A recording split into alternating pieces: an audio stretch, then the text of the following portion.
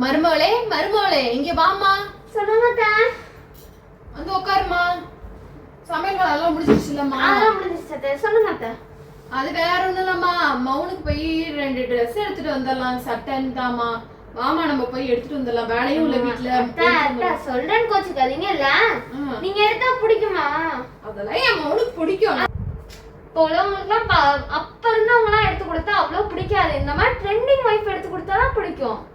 அதனால இப்படி நான் எடுத்துட்டு வந்துடுறேன். அவங்க எடுத்துக்கிட்டோம். அதெல்லாம் ஒண்ணும் இல்ல, என் மௌனுக்கு நான் எடுத்து தர ட்ரெஸ் ரொம்ப பிடிக்கும், நல்லா இருக்குன்னு சொல்லுவான்.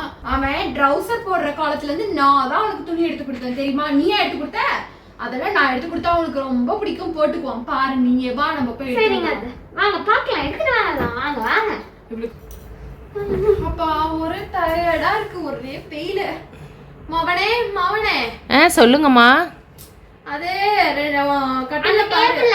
கட்டில வைக்கல, டேபிள்ல தானே வச்சோம். சரி டேபிள்ல ஷர்ட் எடுத்துட்டு வந்து வச்சிருக்கேன். அது 2 ஷர்ட்ல உனக்கு எந்த ஷர்ட் பிடிச்சிருக்குன்னு பார்த்து சொல்லு மவனே. அதே மாதிரி யார் எடுத்து கொடுத்தாலும் சொல்லுங்க கரெக்ட்டா. சரி என்ன 2 பேரும் ஆளுக்கு ஒரு ஷர்ட் எடுத்தீங்களா? சரி மவனே பாரு, உனக்கு நான் எடுத்தது தான் பிடிக்கும். சரி என்னது, ஒன்று சிவப்பு கலரில் இருக்குது, ஒன்று மஞ்சள் கலரில் இருக்குது. ஐயே 2 கலருமே நல்லா இல்லை. வெயிலில் போட்டுட்டு போனால் நம்ம தான் கிளார் அடிச்சுக்கிட்டு தனியாக தெரிய மாட்டேங்குது வெளியில். எல்லாரும் நம்மளே வேடிக்கை பார்ப்பாங்க. ஐயே என்னடா கலர் இது. 2 பேருமே வேஸ்ட்டாக இருக்காங்க செலெக்ஷனில்.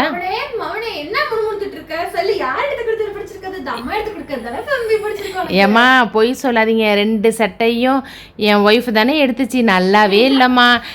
2 சட்டையும் நான் போட்டுட்டு போனேன்னு வச்சுக்கோங்க.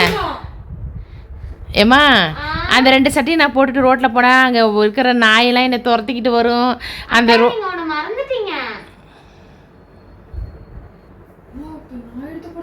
பிடிக்கலன்னு சொல்றேன். ஆமா அத்தை, நீங்க அத மறந்துட்டு நீங்க வந்து நான் எடுத்து கொடுத்தது பிடிக்கலன்னு அப்படி சொல்லிட்டீங்க. ஏன் இங்க பாருங்களேன். சொல்லு. அங்க இருக்க அந்த 2 ட்ரெஸ்ஸும் இவங்க எடுத்து கொடுத்ததுதான்.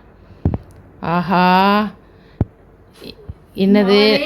நான் சொன்னேன் ட்ரௌசர் எடுத்து கொடுக்க காலத்துல இருந்து நான் தான் உனக்கு எடுத்து கொடுத்துட்டு இருக்கேன். நீ ஏன் எடுத்து கொடுத்த? நான் எடுத்தா உனக்கு எல்லாமே பிடிக்கும்னு கடைசியில இந்த அம்மா காலை வாரிட்டல்லப்பா நீனு.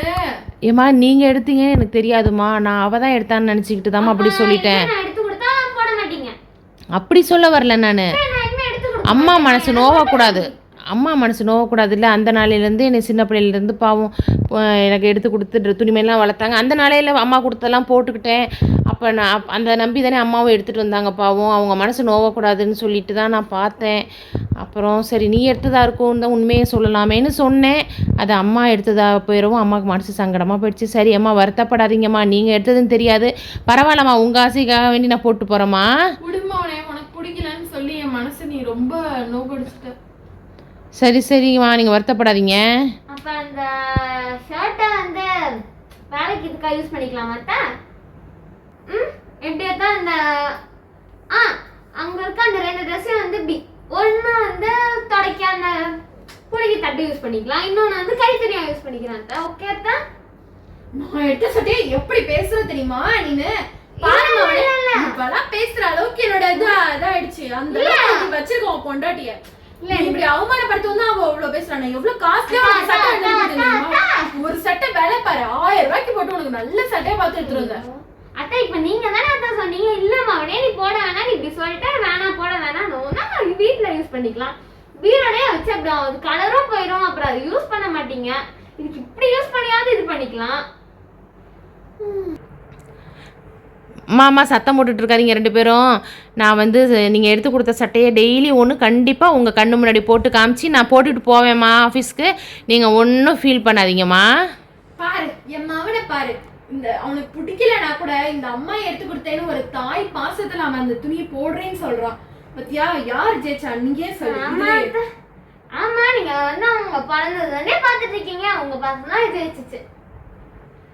நான் தாய் பாசம் வருமா எடுத்து கொடுத்தா ரொம்ப ஹாப்பியா சந்தோஷமா போடுறாங்க. அப்பனா நீங்க எப்படி பார்த்துருந்துருப்பீங்க. ஓகே ஃப்ரெண்ட்ஸ், இந்த வீடியோ பார்த்துருப்பீங்க, உங்களுக்கு நல்லா புரிஞ்சிருக்கும்னு நான் நினைக்கிறேன். இப்போ வந்துட்டு அம்மா ட்ரெஸ் எடுத்து கொடுத்தாங்கன்னா பிடிக்கல அப்படின்ட்டு யாரும் சொல்லாதீங்க. அதுவும் ட்ரெண்டிங்காக இல்லை அப்படின்லாம் சொல்லாதீங்க. அவங்க பாசமா எதை எடுத்து கொடுத்தாலும் நல்லா இருக்குனாலும் சொல்லுங்க, உங்களுக்கு பிடிக்கலனாலும் பரவாயில்ல, நல்லா இருக்குன்னு சொன்னீங்கனாலே அவங்க மனசு ரொம்ப சந்தோஷப்படும். ஸோ அதனால நல்லா இல்லைன்னு சொல்லி அவங்கள காயப்படுத்தாதீங்க.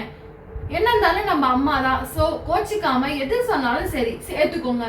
ஓகே ஃப்ரெண்ட்ஸ், இன்னும் வேற என்ன கண்டென்ட் போடலாம் அப்படின்னு சொல்லிட்டு கமெண்ட் செக்ஷன்ல கமெண்ட் பண்ணுங்க ஃப்ரெண்ட்ஸ். இந்த வீடியோ பிடிச்சிருந்தா லைக் பண்ணுங்க, ஷேர் பண்ணுங்க, கமெண்ட் பண்ணுங்க, சப்ஸ்கிரைப் பண்ணுங்க, மறக்காம அந்த பெல் ஐகானையும் தட்டி விடுங்க friends. Thanks for watching this video friends. Bye bye.